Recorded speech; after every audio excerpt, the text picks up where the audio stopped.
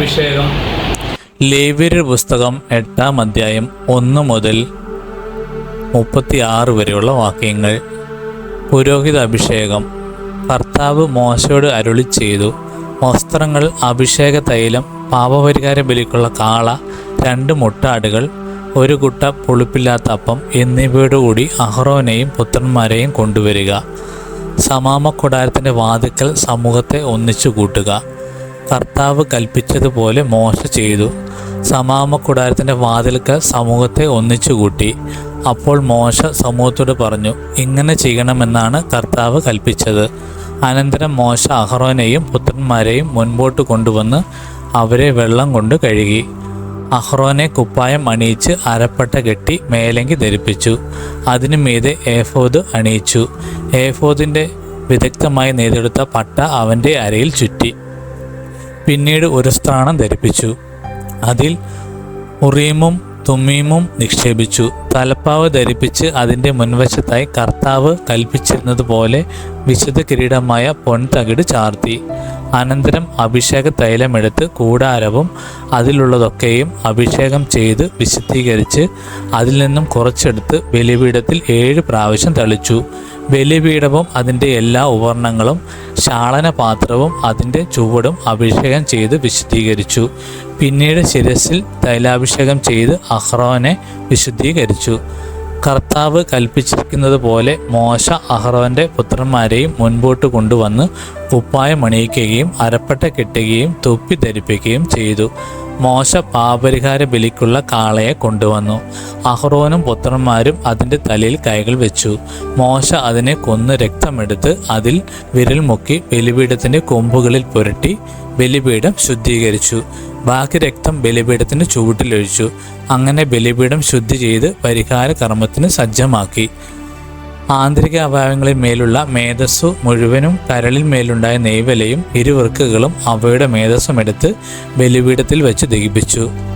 എന്നാൽ കാളയെ, അതിൻ്റെ തോൽ, മാംസം, ചാണകം എന്നിവ കർത്താവ് മോശയോട് കൽപ്പിച്ചിരിക്കുന്നത് പോലെ കൂടാരത്തിന് വെളിയിൽ വെച്ചാണ് ദഹിപ്പിച്ചത്.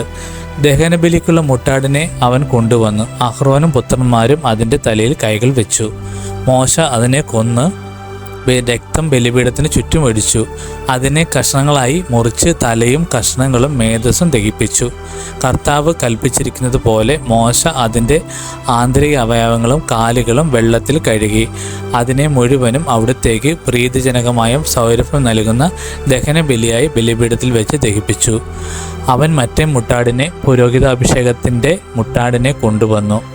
അഹ്റോനും പുത്രന്മാരും അതിൻ്റെ തലയിൽ കൈകൾ വെച്ചു.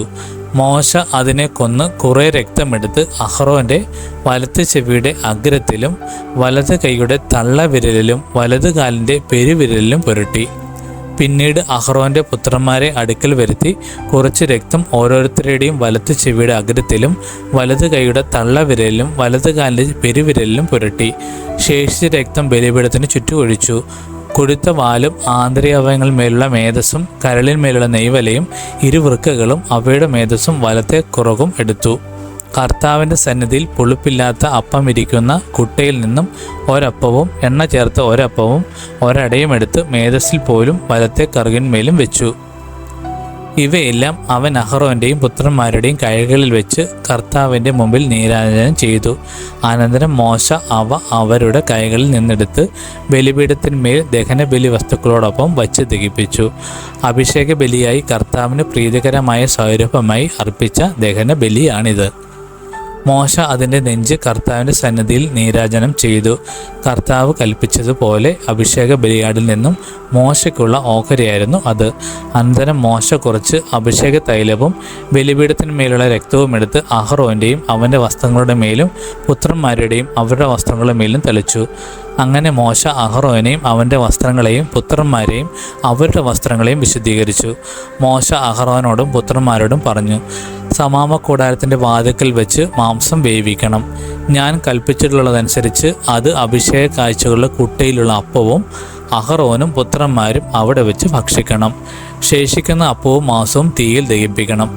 അഭിഷേകത്തിൻ്റെ ദിവസങ്ങൾ തീരുന്നതുവരെ 7 ദിവസത്തേക്ക് സമാഗമനകൂടാരത്തിൻ്റെ വാതിൽക്കൽ നിന്നും പുറത്തു പോകരുത്. എന്തെന്നാൽ അഭിഷേകത്തിന് 7 ദിവസം വേണം.